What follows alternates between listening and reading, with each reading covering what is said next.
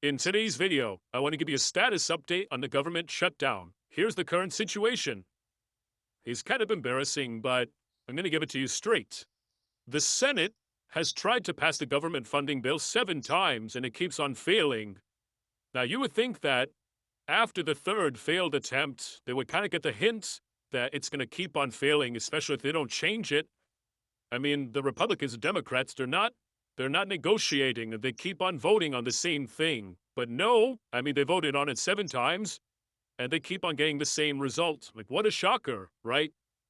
And they're going to vote on it again today on October 14th. And maybe, I guess what they're thinking is maybe 8th time is going to be the charm. Bottom line is that the Republicans and Democrats are not making any constructive progress. Right now, it's a stalemate. If you're going to ask for my opinion, I think that they should just sit together in a room and not leave until they can figure this out. But instead, the Senate adjourned last week. They all went home. The House of Representatives, they've already been home for the past 3 weeks doing nothing.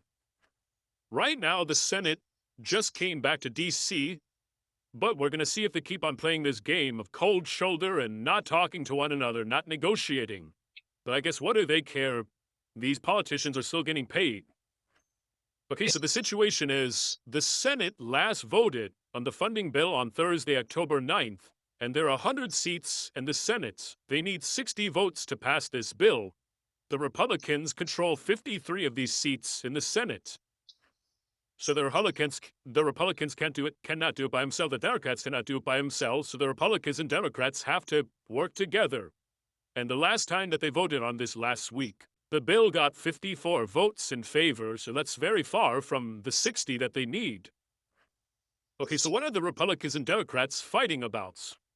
The Republicans want a temporary extension of government funding for 7 weeks, and they're not asking for any changes. The Democrats want a permanent extension of Obamacare subsidies and the reversal of Medicaid cuts that were in the One Big Beautiful Bill. Okay, so who's to blame? It depends on your perspective. You can make the argument that the Republicans are asking for no changes, so it's the Democrats' fault. Or you can make the argument that the Democrats are fighting for the people, trying to lower healthcare costs, and the Republicans are heartless and evil. Now, I'm sure that you have your opinion, which you're entitled to. Personally, I'm just sick of the circus act, and I find it unbearable. Now, here's some things to know. The jobs report was supposed to be released on October 3rd, but because of this shutdown, that report never got published.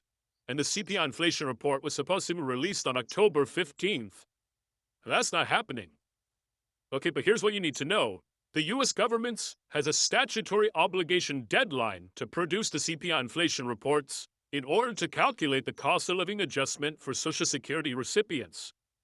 And of course, the politicians are afraid of 73 million angry Social Security recipients that vote. So the government called in an emergency situation to produce the CPI inflation report so that they can calculate next year's COLA, the cost of living adjustment. So they're going to release the CPI inflation report on Friday, October 24th. The Senior Citizens League is projecting that the cost of living adjustment for Social Security recipients next year is going to be bumped up by 2.7%. And the CPI inflation report getting published on the 24th is going to be welcome news to the Federal Reserve. The reason why I'm saying that is because, as you probably know, the Federal Reserve has been saying this whole time that they're being data dependent, and they've been relying on the inflation reports for making their decisions on interest rates. So the next Federal Reserve meeting is going to be on October 29th, so that's going to give them a few days to digest this inflation data, the CPI inflation reports. Moving on. While this government shutdown continues, President Trump said that he's going to take this opportunity to lay off a lot of federal workers. Just to be clear, we're not talking about federal employees being furloughed, where these federal employees return back to work and receive back pay when the government reopens. No, we're not talking about that. President Trump is talking about permanent job cuts, known as reductions in force, also known as RIFs. On October 10th, Russell Vouts, who's the director of Office of Management and Budget, posted this. The RIFs have begun. Now, the Office of Management and Budget confirmed his posting and said that the cuts are substantial. We don't have the official numbers yet, The preliminary estimates are suggesting a few thousand job cuts already. But when I find out, I'm going to be sure to update you. I'm going to find out when they post the jobs report and also the Challenger report whenever that comes out. So the unions are promising to fight off the layoffs with lawsuits, and I'm sure they will.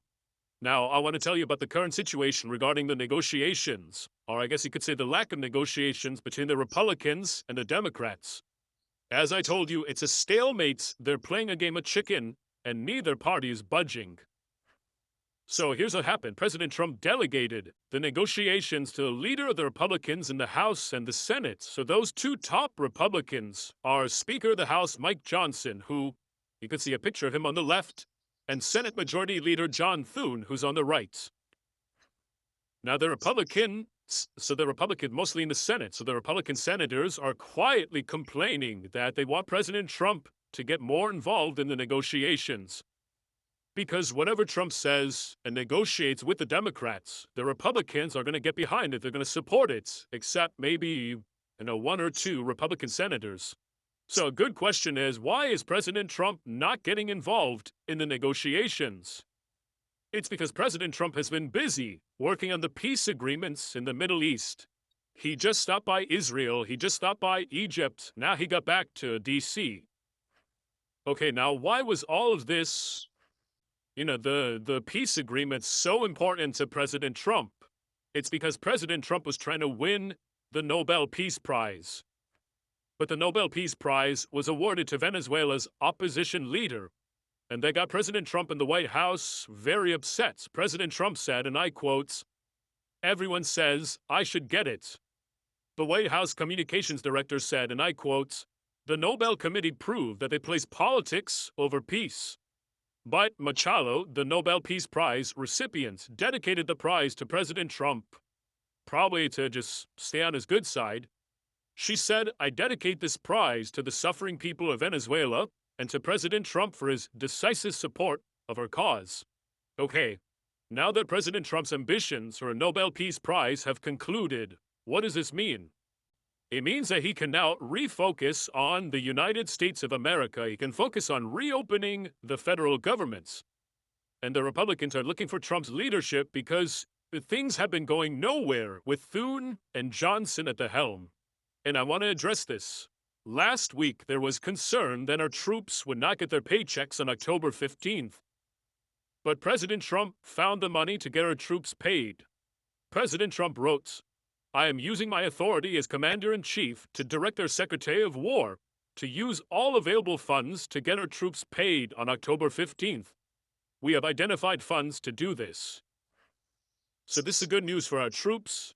However, what about the other 2+ million civilian federal employees that are going to go without a paycheck?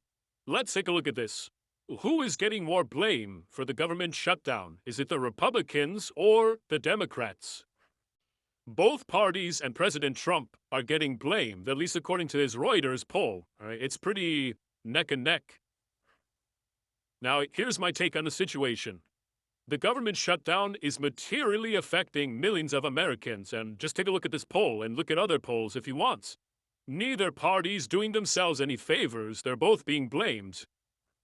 Once the politicians realize this, which is going to be probably pretty soon, in the interest of self-preservation, of not losing future votes, they're going to come to some kind of agreement, I would say relatively soon, or one side's just going to give in. So the reason why I'm saying this is because you can actually make wagers on these types of things, and I personally did. I did a futures contract betting that the government shutdown will not last longer than 40 days.